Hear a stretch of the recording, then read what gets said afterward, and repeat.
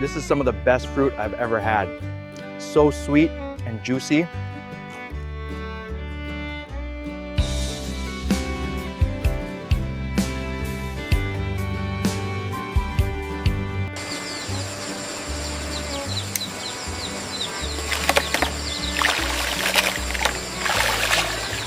It's so peaceful here. I could stay here all day. Hey, how's it going? I haven't seen you in ages. I know, it's been so long. How have you been?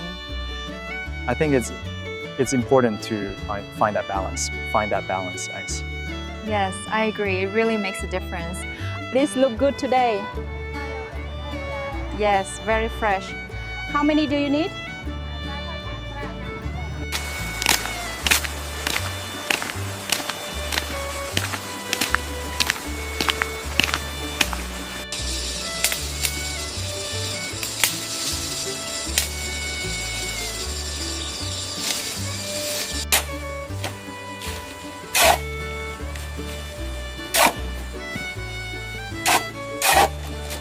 The hills of Nahang rose like sleeping giants, their backs covered in emerald forests, their shadows stretching long beneath the morning sun. She stood at the edge of the pear orchard, her breath catching at the sight. Leaves fluttered like whispers, carrying the scent of fruit and earth.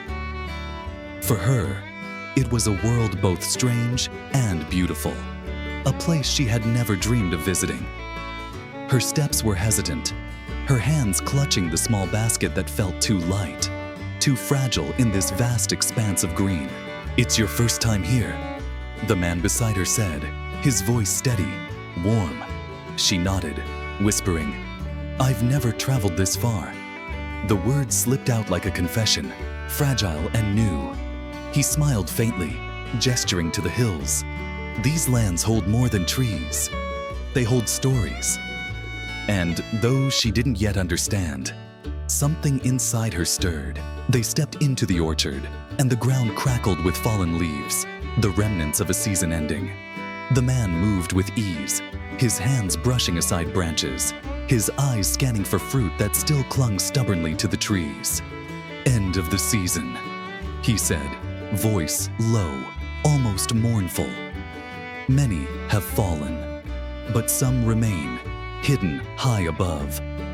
She tilted her head back, eyes wide at the sight of pears dangling like lanterns in the sunlight. Her basket swung loosely at her side, and she laughed softly. "I don't know if I can reach them." He reached for the basket, his hand brushing hers for the briefest moment. "Then let me carry it. Heavy things are not for you." The simple offer carried weight, more than she dared acknowledge. He plucked 2 pears, wiping them gently on his sleeve before offering one. "Taste it," he urged.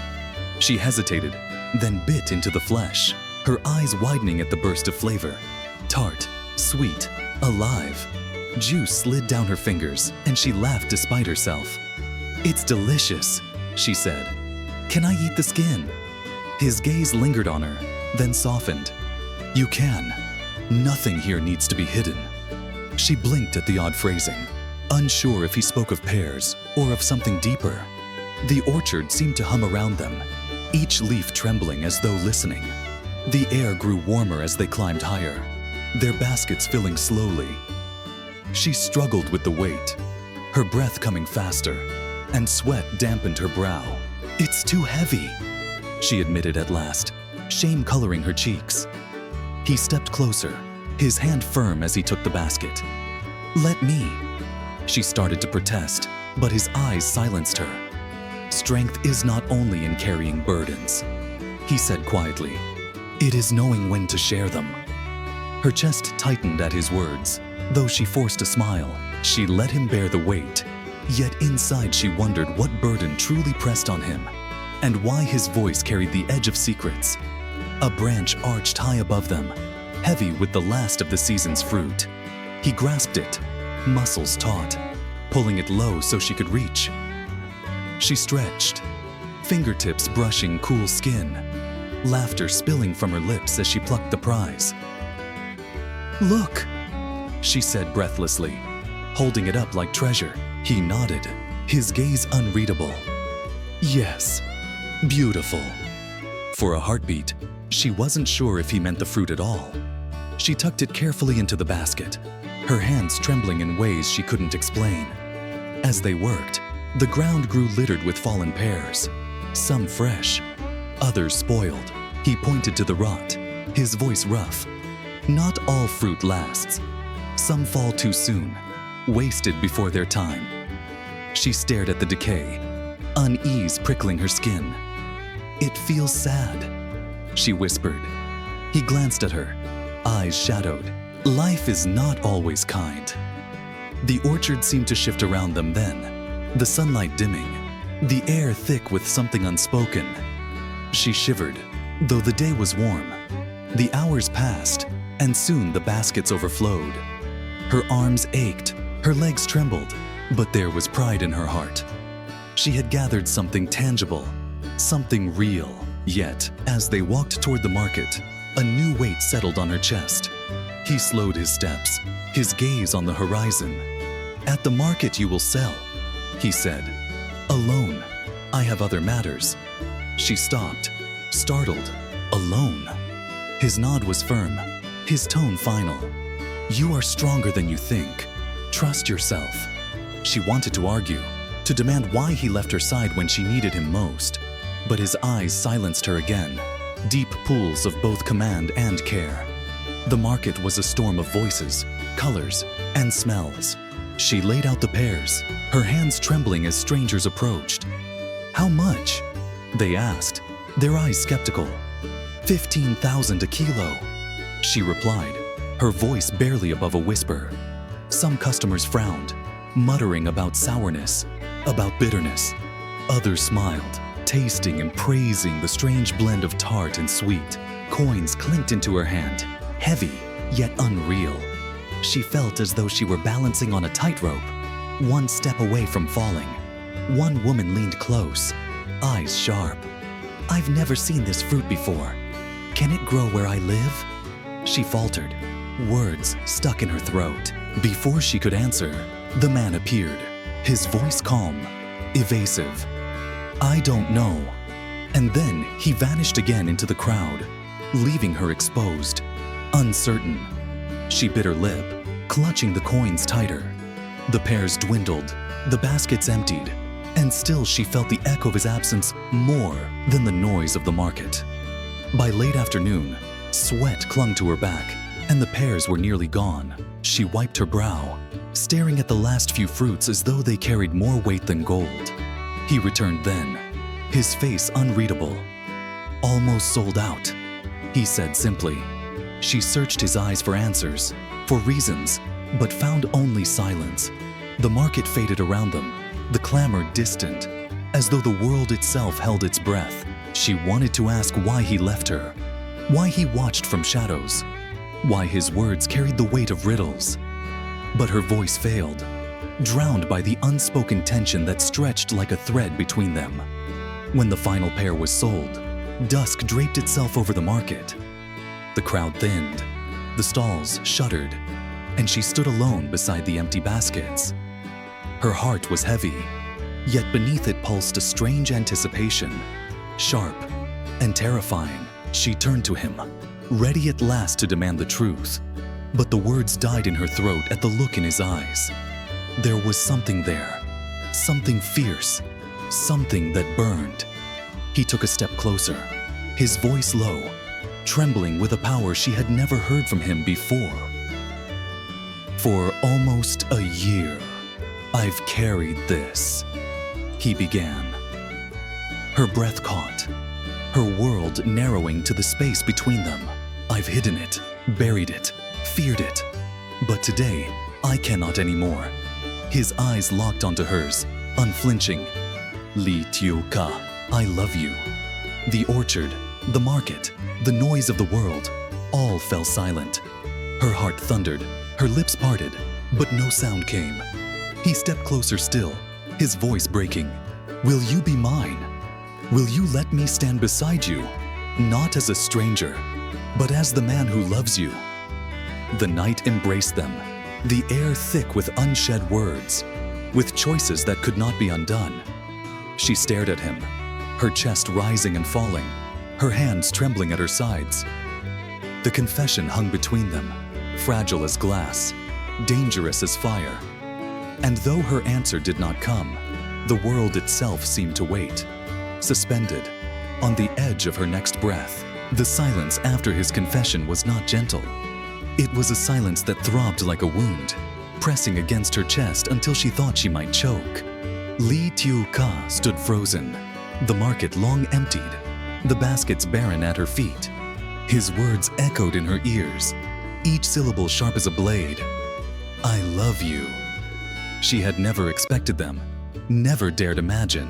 Her lips parted, but the answer tangled in her throat, lost in the storm of her racing thoughts. He waited, his eyes unflinching, burning with the weight of a year's restraint finally unleashed. She wanted to speak, but all she could do was tremble. That night, she lay awake, staring at the wooden beams above her bed. The confession replayed endlessly, a loop she could not silence. Every glance, every smile, every moment she had shared with him now felt heavy with hidden meaning. For almost a year, had she been blind all along? Her heart pounded with fear and something else, something she dared not name. She pressed her hands to her chest, whispering to the darkness, "What do I do now?" But the night gave no answer. The following morning, the orchard greeted her with deceptive calm. Dew sparkled on the leaves. Birds sang, yet inside her everything churned. She avoided his gaze as they walked between the rows, her hands gripping the basket too tightly. He sensed it, the distance, the walls she was hastily building. "You don't need to answer yet," he said quietly, his voice rough. "I only needed you to know." She bit her lip, her throat thick. She wanted to thank him, to curse him, to run. Instead, she nodded silently, her eyes fixed on the fruit trees, though she saw nothing at all. Work became her refuge. She busied herself with harvesting, with carrying baskets, with cleaning fallen leaves. Every task was an excuse not to face him, not to meet the intensity in his gaze. Yet even when she turned away, she felt it. His presence like heat at her back, unrelenting, inescapable. At night, she dreamed of pears falling, shattering against the earth, their sweet flesh wasted. She woke with tears on her cheeks, unable to tell if they were born of fear or longing. At the market, whispers began. Villagers noticed the closeness between them, the way he carried her burdens, the way his eyes softened only when resting on her. "Are they more than friends?" Voices murmured. Some smiled knowingly, others frowned with disapproval. Tieu Ca felt their stares like knives on her skin. She hated the way her cheeks burned, the way her heart stuttered whenever someone asked directly. "No," she would insist, too quickly, too firmly.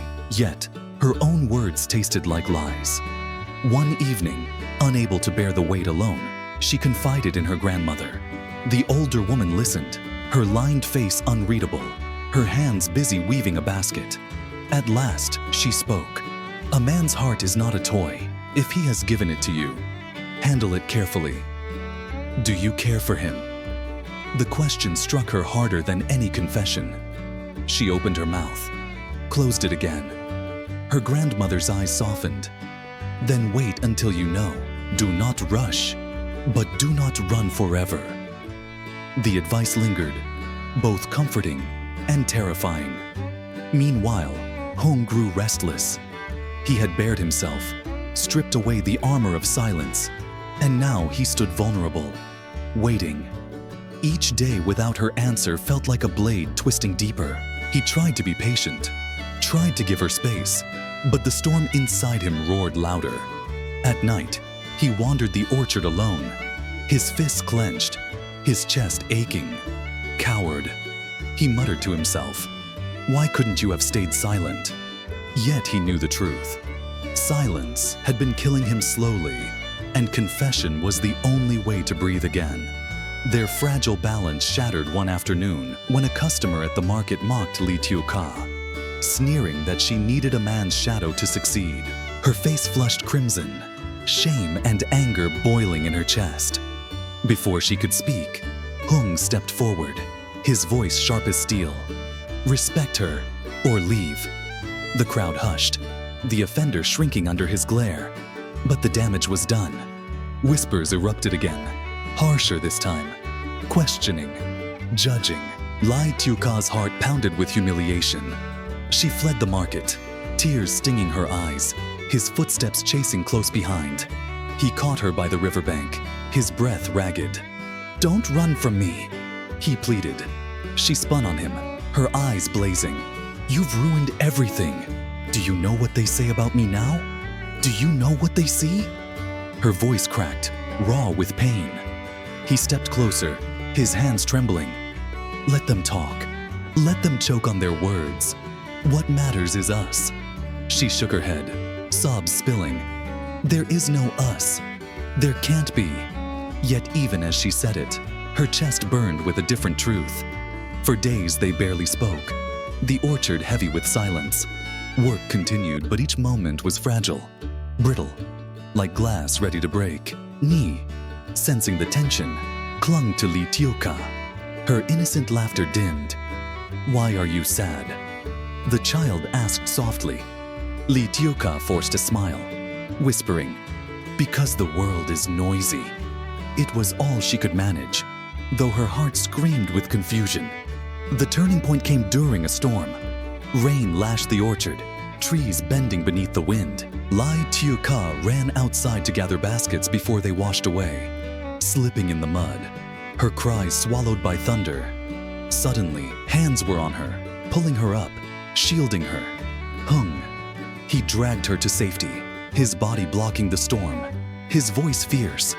"You could have been hurt. Don't you see? I can't stand it. I can't watch you suffer alone." In the flash of lightning, she saw his face, desperate, raw, stripped bare. Her heart twisted painfully. That night, soaked and shivering, they sat in silence by the fire. The storm raged outside, but inside another storm brewed, quieter but more dangerous. At last she whispered, "Why me? Why carry this for so long?" His gaze met hers, steady despite the trembling of his hands. "Because you are the only one who makes this world bearable. Because without you, the orchard is just trees, the market is just noise, life is just survival." His voice broke, but his eyes did not. Her breath shuddered, her body trembling. She wanted to answer, to deny, to confess. But all she could do was stare at him, firelight flickering in her eyes. The weight of his love pressed against her, terrifying and intoxicating. She knew a choice loomed, one that could not be undone. And as the storm howled outside, she realized her silence was no longer protection. It was its own kind of cruelty. The storm passed, but its echo lingered, not only in the orchard, but in their hearts. The air smelled of wet earth and broken branches, the ground littered with fallen fruit. Tieu Ca stood among the wreckage, her hands trembling as she picked up bruised pears. Each ruined fruit felt like a mirror of her confusion. Beautiful once, now damaged beyond repair. Hung appeared beside her, his shirt damp, his face marked with cuts from the night. He bent down silently, helping her gather what could be saved. Their hands brushed, and though neither spoke, the air between them was thick with words unsaid. Days slipped by, and the silence between them grew heavier than any storm. Villagers continued to whisper, watching them with suspicion and curiosity. Tieu Ca felt every stare like a chain around her neck. Yet she also felt his eyes on her, steady, burning, patient, even in his suffering. One evening she broke. "Why me?" she demanded, her voice sharp with pain. "You could have anyone.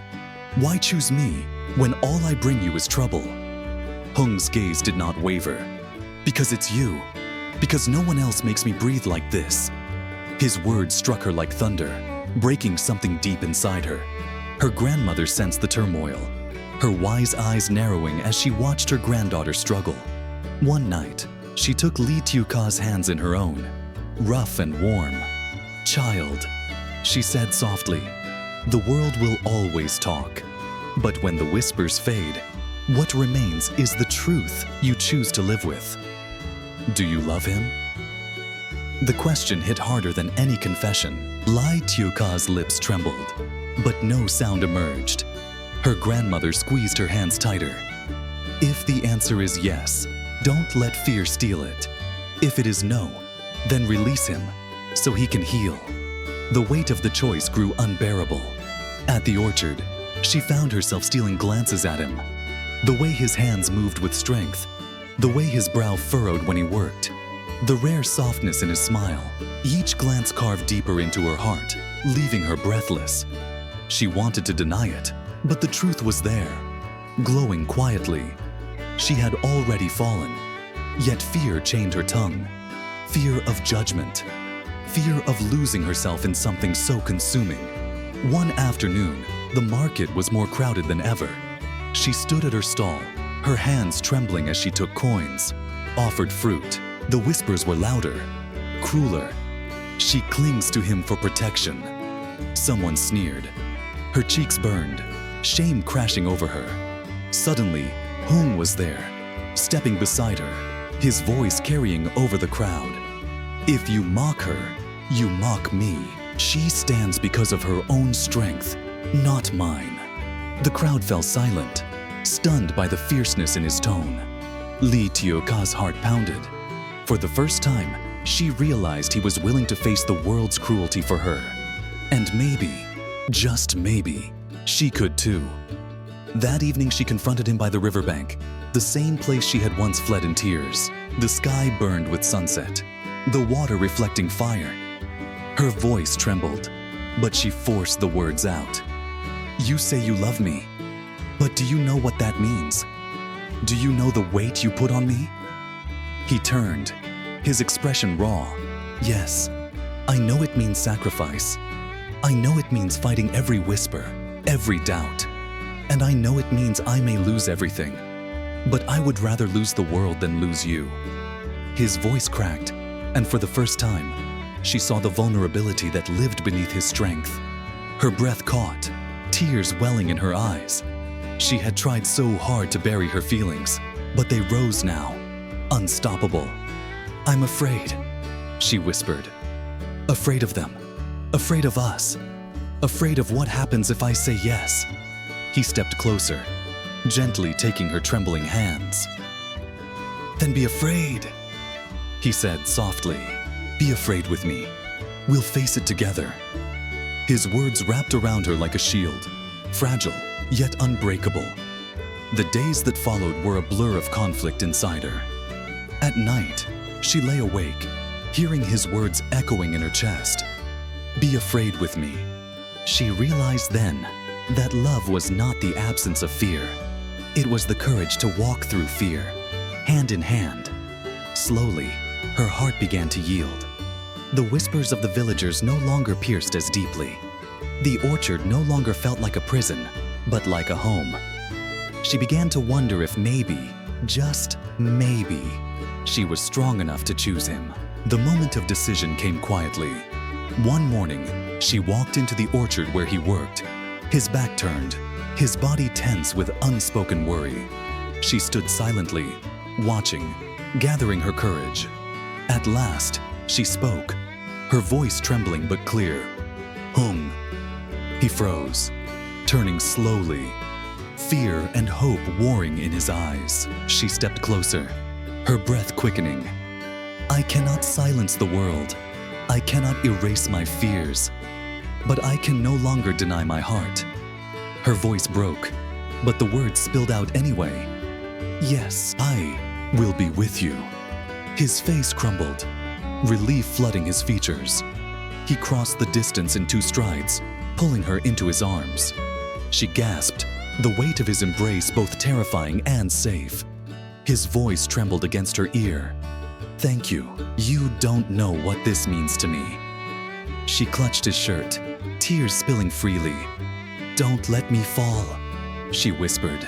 He pulled back just enough to look into her eyes. Never.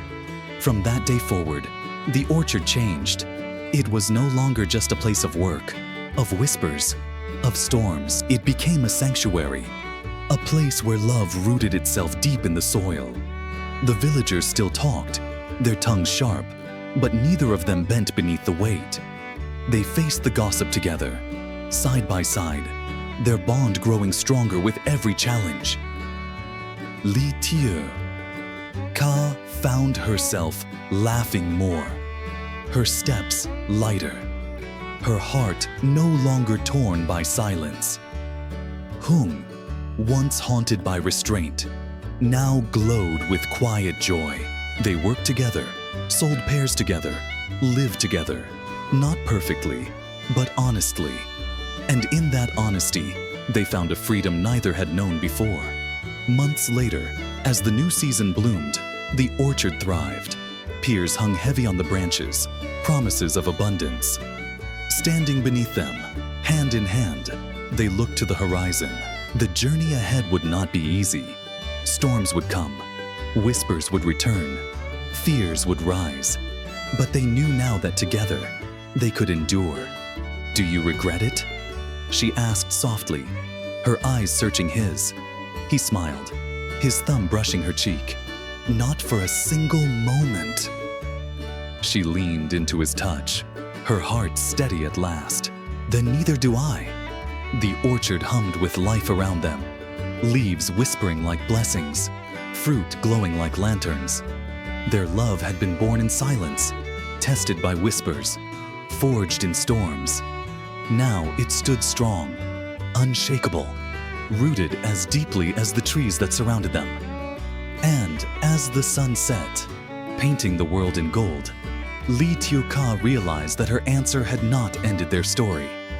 It had only just begun.